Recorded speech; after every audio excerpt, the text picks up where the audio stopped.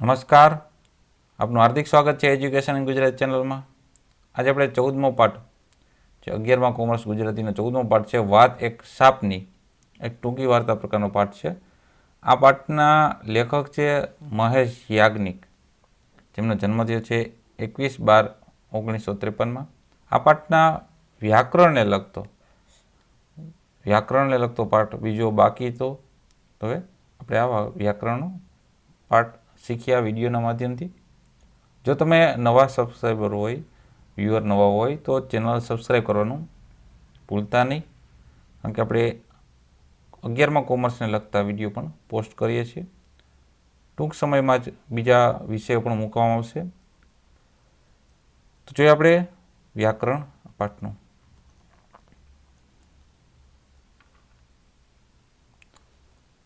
પેલું છે કે કૌંસમાં દર્શાવ્યા મુજબ વાક્ય રૂપાંતર કરવાનું છે. પેલું વાક્ય આપ્યું છે કે એ મોબાઈલ સામે તાકી રહ્યો. આ વાક્ય છે એનું ભાવે વાક્ય બનાવવાનું છે. તો એ થશે એનાથી, એને જગ્યાએ શું થઈ ગયું? એનાથી મોબાઈલ સામે તાકી રહેવાયું. બીજું વાક્ય, 100 રૂપિયાની કડકડતી નોટ એમણે ભિખારી સામે લંબાવી. આ વાક્યનું કર્મણી વાક્ય બનાવવાનું છે. તો કર્મણી વાક્ય થશે 100 રૂપિયાની કડકડતી નોટ એમનાથી ભિખારણ સામે લંબાવાઈ. ત્રીજો વાક્ય છે કે પાણી તો હવે દીકરીનું મોઢું જોઈને જ પીવાશે. આ વાક્યનું કર્તરી વાક્ય બનાવો. તો કર્તરી વાક્ય થશે પાણી તો હવે દીકરીનું મોઢું જોઈને જ એટલે કાઉન્સમાં શું છે? જોઈને જ છે એ હું પીશ, એમ કહેવા માંગે છે. હવે આપણે જોવાનું છે કૌંસમાં દર્શાવ્યા મુજબ વાક્ય પરિવર્તન કરવાનું છે. પેલું વાક્ય છે હિંમત હારીને કોઈ ફાયદો નથી. આ વાક્ય છે એને પ્રશ્નાર્થ વાક્ય બનાવવાનું છે. પ્રશ્નાર્થ વાક્ય આમ થશે, હિંમત હારીને શું ફાયદો? બીજું વાક્ય, ગાડી ઉપડે એટલે તકલીફ પડે. આ વાક્યનું સંભાવનાર્થ વાક્ય બનાવો. તો એનું વાક્ય થશે આ રીતના, ગાડી ઉપડશે, ઉપડેની જગ્યાએ શું થઈ ગયું? ઉપડશે તો તકલીફ પડશે. ત્રીજો વાક્ય, નાળિયેરીના કાચલાની જેમ એની આંખો ફાટી ગઈ. આ વાક્યનું ઉદ્ગાર વાક્ય બનાવવાનું છે. તો ઉદ્ગાર વાક્ય એમ થશે, અરે રે પછી ઉદ્ગાર ચિહ્ન, અરે રે પછી ઉદ્ગાર ચિહ્ન, નાળિયેરના કાચલાની જેમ એની ખોપરી ફાટી ગઈ. આંખોની ખોપરી ફાટી ગઈ, ઉદ્ગાર ચિહ્ન. ચોથું વાક્ય, એમને અત્યારે જગાડશો નહીં, વિધ્યર્થ વાક્ય બનાવવાનું છે. તો વિધ્યર્થ વાક્ય થશે એમને અત્યારે જગાડવા નહીં. જગાડશોની જગ્યાએ શું થઈ ગયું? જગાડવા નહીં.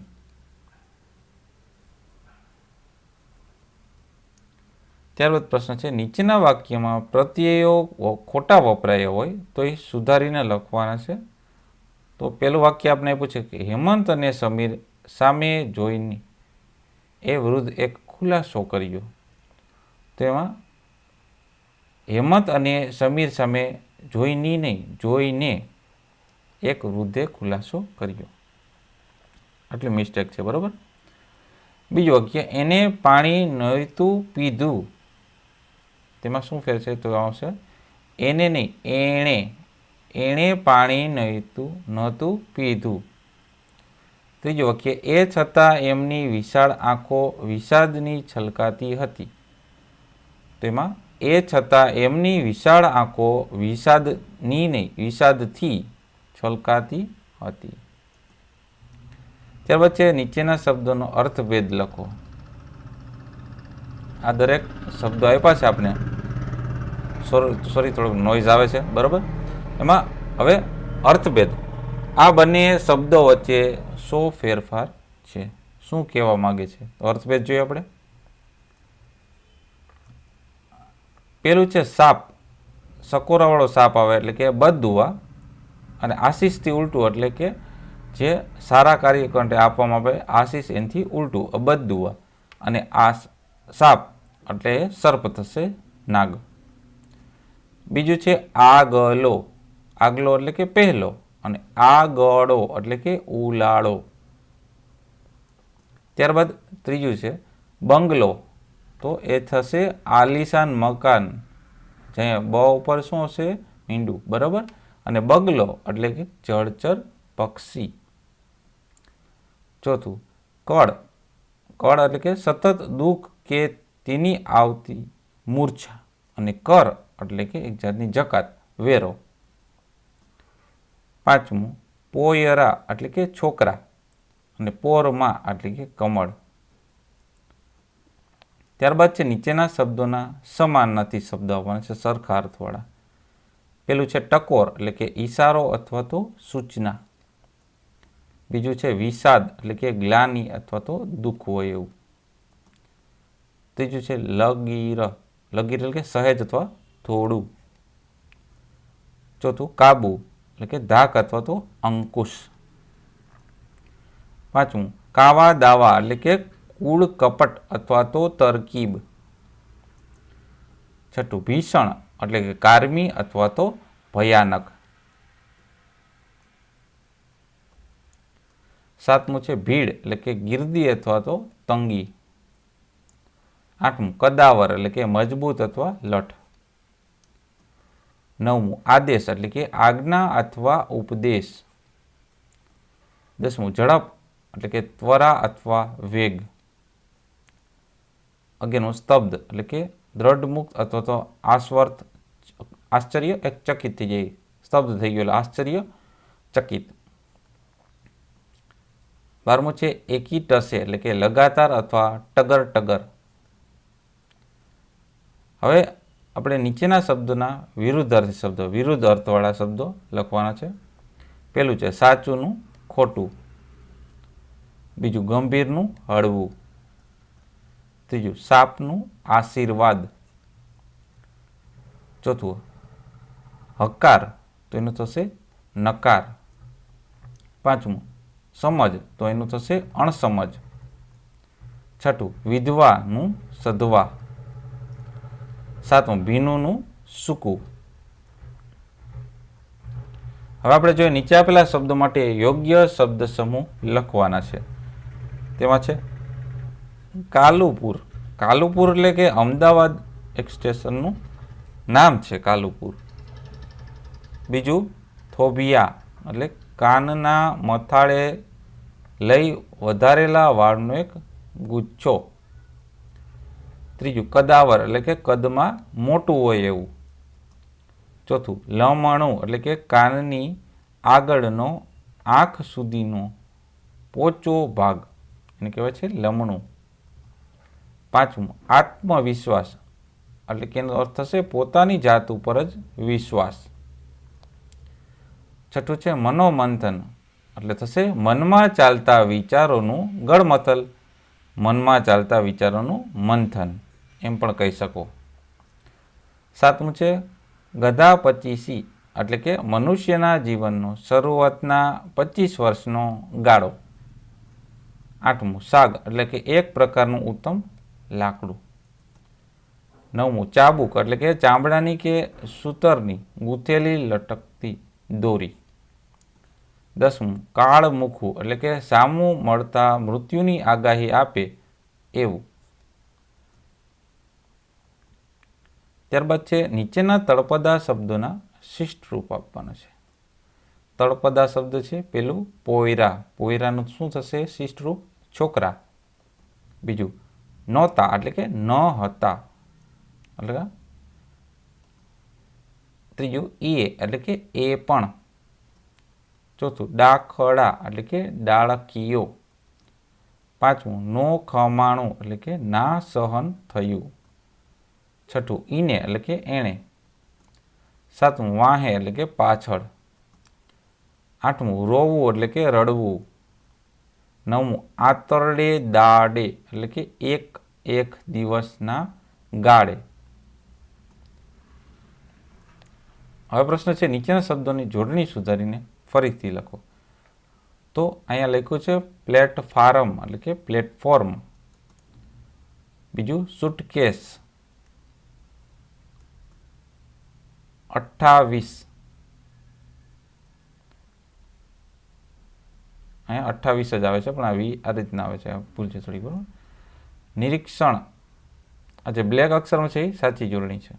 આત્મવિશ્વાસ, સહાનુભૂતિ, આશીર્વાદ, શ્રમજીવી, સ્તબ્ધતા, નિશાસો. ત્યારબાદ પ્રશ્ન છે નીચેના વાક્યમાં વિરામ ચિહ્નોનો ઉપયોગ કરી વાક્ય ફરીથી લખો. પહેલું છે ગુડ નાઇટ, હેમંતે મોબાઈલ ખિસ્સામાં મૂક્યો. તેમ થશે અવતરણ ચિહ્નમાં ગુડ નાઇટ, હેમંતે મોબાઈલ ખિસ્સામાં મૂક્યો. બીજું વાક્ય કોનો ફોન હતો, હેમંતે પૂછ્યું. વેવાઈનો તેણે ઉત્તર આપ્યો. તેમાં શું થશે? અવતરણ ચિહ્નમાં કોનો ફોન હતો, પ્રશ્ન ચિહ્ન, અવતરણ ચિહ્ન પૂરું. હેમંતે પૂછ્યું, અવતરણ ચિહ્નમાં આવશે વેવાઈનો તેણે ઉત્તર આપ્યો. ત્રીજું એમણે અત્યારે જગાડવાની જરૂર નથી. સામા છેડેથી ભારેખમ અવાજવાળા પુરુષે સમજાવ્યું. સમાચાર સારા નથી, તેને સમજી ગયા ને એમણે સાચવીને લાવજો. તેમાં અવતરણ ચિહ્નમાં એમણે અત્યારે ઝઘડવાની જરૂર નથી, સામા છેડેથી ભારેખમ અવાજથી પુરુષે સમજાવ્યું. પાછું અવતરણ ચિહ્ન બીજું, સારા સમાચાર નથી, પૂર્ણવિરામ, તેમ સમજી ગયા ને, પ્રશ્ન ચિહ્ન, એમને સાચવીને લાવજો. ત્યારબાદ છે નીચેના રૂઢિપ્રયોગનો અર્થ આપી વાક્યમાં પ્રયોગ કરો. પહેલો રૂઢિપ્રયોગ રફુ ચક્કર થઈ જવું એટલે કે પલાયન થઈ જવું અથવા તો નાસી જવું. વાક્ય થશે સુનીતાનું પર્સ મૂકીને ચોર રફુ ચક્કર થઈ ગયો. બીજો રૂઢિપ્રયોગ મનનો ભાર હળવો થવો એટલે કે મનમાંથી ચિંતા દૂર થવી. વાક્ય ઈશ્વરને સાચા દિલથી પ્રાર્થના કરીએ તો મનનો ભાર હળવો થાય. ત્રીજું ખભે હાથ મૂકવો એટલે કે સાંત્વના આપવું. વાક્ય ખભે હાથ મૂકીને પિતાએ નિરાશ દીકરાને હિંમત આપી. ચોથું આંતરડી કકડવી એટલે કે અંતરનું દુઃખ ઉભરાવવું. ઉત્તર વાક્ય છે કે રાંકની આંતરડી કકડાવીએ તો એની હાય લાગી જાય. રાંક એટલે ગરીબ. પાંચમું ધાક જણાવવી એટલે કે અંકુશ રાખવો તો દર બતાવવો. વાક્ય ઘણા અમલદારો કર્મચારીઓ પર ધાક જમાવીને પોતાનું ધાર્યું કરાવતા હોય છે. છઠ્ઠું કમાન છટકવી એટલે કે એનો અર્થ થશે ગુસ્સો આવવો. વાક્ય વાત વાતમાં કમાન છટકવી એ સારી નિશાની નથી. સાતમું ખોપરી ફાટી જવી, તેનો અર્થ થશે મગજને નુકસાન પહોંચવું અથવા તો મૃત્યુ થવું. વાક્ય થશે એક મજૂર પર બંધાતા મકાનનો સ્લેબ તૂટી પડતા એની ખોપરી ફાટી ગઈ. આઠમું દીવો ન રહેવો એટલે કે વંશ ન રહેવો. વાક્ય કોઈ નિર્દોષની હાય લાગે તો ઘરનો દીવો ન રહે. નવમું ઉપરવાળાની લાકડી વીંજાવી, એનો અર્થ થશે પરમેશ્વર દ્વારા સજા થવી. વાક્ય કહેવાય છે કે ઉપરવાળાની લાકડી વીંજાય તો એ બહુ આકરી હોય છે. દસમું કમાણી સાફ થઈ જવી, એટલે અર્થ થશે કમાયેલું ધન ખર્ચાઈ જવું. વાક્ય પિતાની ગંભીર બીમારીની સારવાર પાછળ સુકેતુની બધી કમાણી સાફ થઈ ગઈ. 11મું દબાણ કરવું એટલે કે ફરજ પાડવી. વાક્ય આજે પણ દહેજ માટે પુત્રવધુ ઉપર ખૂબ દબાણ કરવામાં આવે છે. ત્યાર પછી નીચેના વાક્યોમાંથી સંયોજક શોધીને લખો. પેલું હેમંત અને સમીર સામે જોઈને એ વૃદ્ધે ખુલાસો કર્યો. તેમાં અને છે એ સંયોજક થયું. બીજું છે કલાક પહેલાં જ એના સસરાનો ફોન આવ્યો એટલે પાણી પીવાય નથી રોકાયા. બરાબર. તમા એટલે એટલે છે એમ, એ સંયોજક થયું. ટૂંકમાં બે વાક્ય જોડતું હોય. ત્રીજું, તમારી વાત કદાચ સાચી હશે પણ હું દીકરીનો બાપ છું. પણ આવ્યું જુઓ, હશે સાચી હશે વાક્ય પૂરું થઈ ગયું, પછી હું દીકરીનો બાપ, બે વાક્યને જોઈન્ટ કર્યું એટલે સંયોજક, પણ આવશે સંયોજક.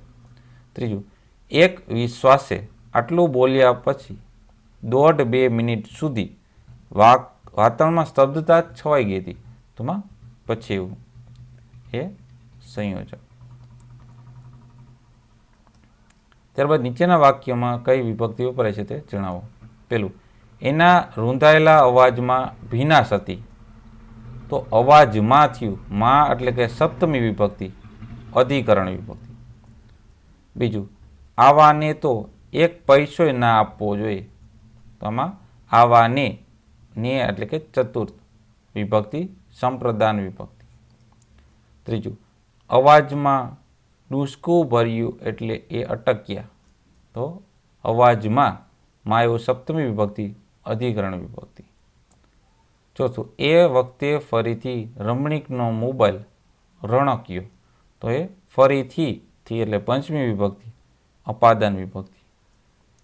પાંચમું, ચોથું છે એમાં રમણીકનો, નો એટલે ષષ્ઠી વિભક્તિ, સંબંધક વિભક્તિ. તો આ આપણે ધોરણ 11 કોમર્સ ગુજરાતી વિષયનું 14મો પાઠ બીજો. જોતા રહો એજ્યુકેશન ગુજરાતી ચેનલ, શીખતા રહો. થેન્ક યુ, આભાર.